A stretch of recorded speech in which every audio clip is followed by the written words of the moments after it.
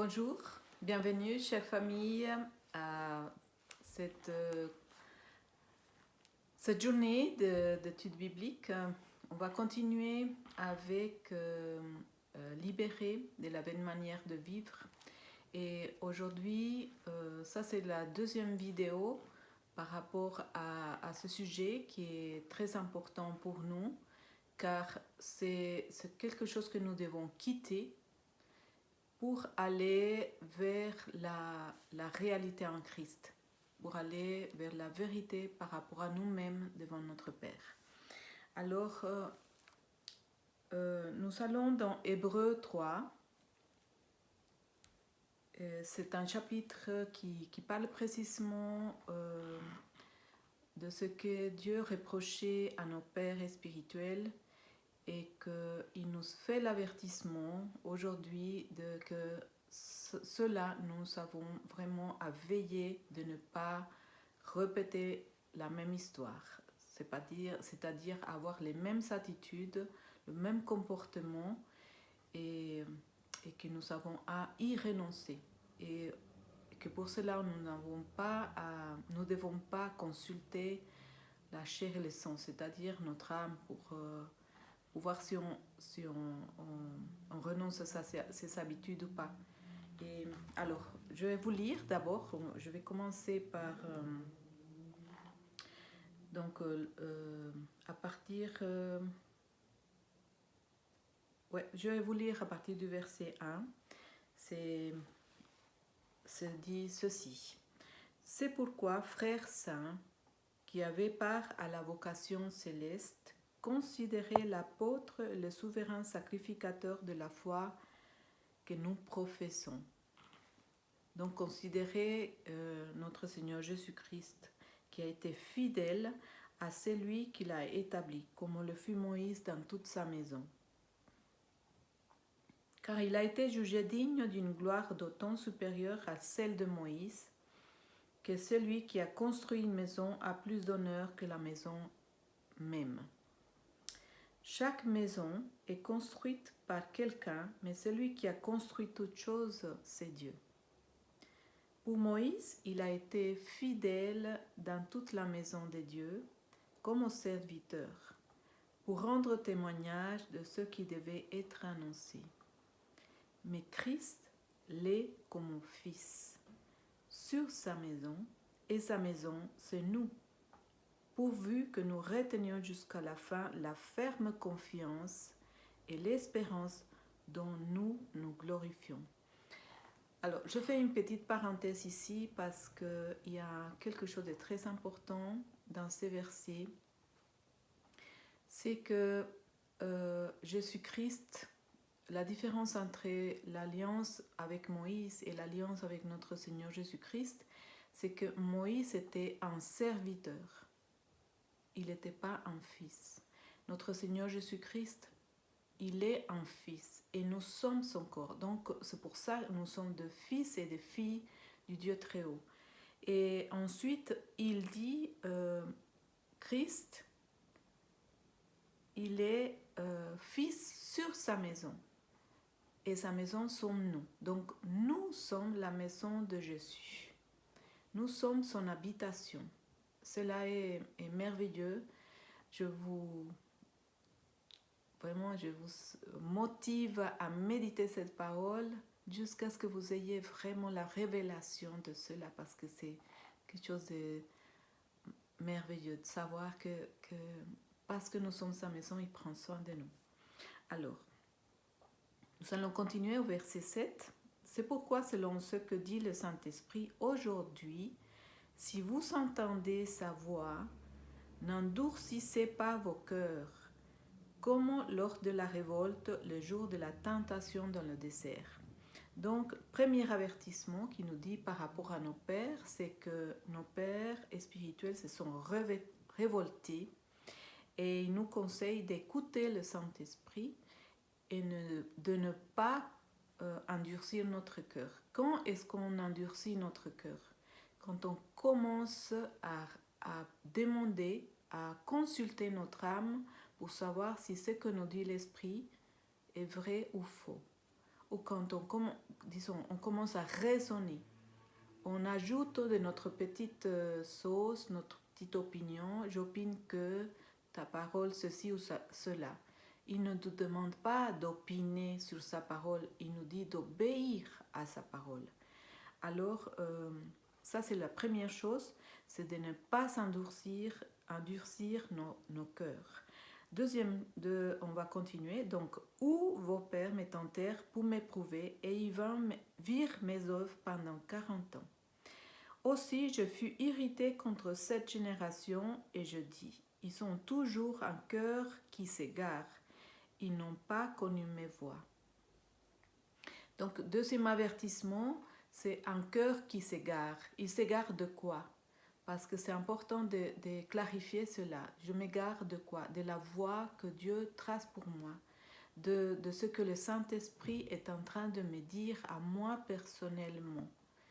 Quand je sais que le Saint-Esprit m'a parlé et que je commence soit à consulter ou à donner mon opinion là-dessus pour dire si c'est possible ou pas possible, ou si c'est vrai ou pas vrai, ou bien je commence à consulter mes frères et sœurs par rapport à ce que le Saint-Esprit est en train de me parler et de me dire de faire à moi ou d'obéir à moi. Là, je suis en train de m'égarer, tu vois.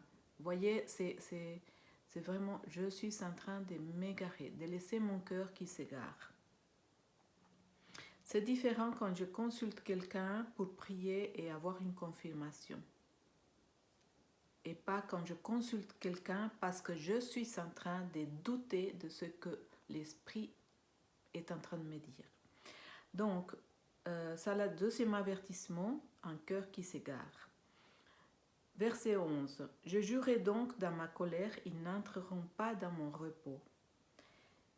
Prenez garde, frères, que quelqu'un de vous n'ait un cœur mauvais et incrédule, au point de se détourner du Dieu vivant. Voilà. Troisième avertissement, un cœur mauvais et un cœur incrédule. Donc, je n'ai pas grand-chose à ajouter là parce que l'incrédulité, on sait ce que c'est ne pas croire à ce qui est dit ou ne pas avoir confiance à ce que l'Esprit est en train de nous dire. Ça, c'est l'incrédulité. Ensuite, verset 13, « Mais exhortez-vous les uns les autres chaque jour aussi longtemps qu'on peut dire aujourd'hui, afin qu'aucun de vous ne s'endurcisse par la séduction du péché. » Donc là, il y a quelque chose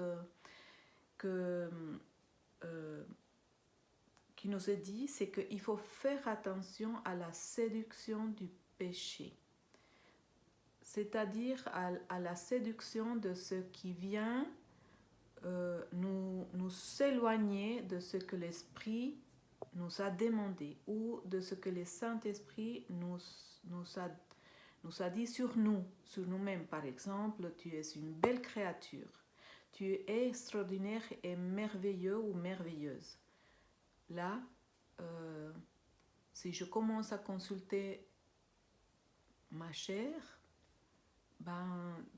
maintes fois, je vais dire, ah non, c'est pas vrai. Regarde, je suis grosse, ou regarde, j'ai commis tellement d'erreurs, ou je sais pas quoi. Donc, c'est là où nous avons la séduction du péché.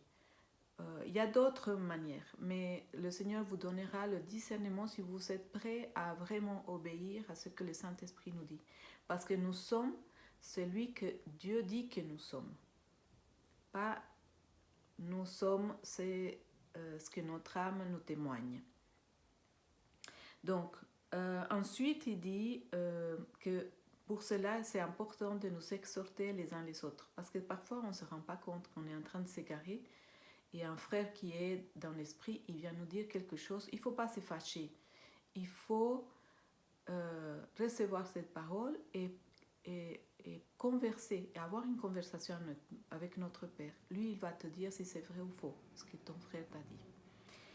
Alors, exhortez-vous les uns les autres. Donc, verset 14, car nous sommes devenus participants de Christ, pourvu que nous retenions fermement jusqu'à la fin l'assurance que nous avions au commencement.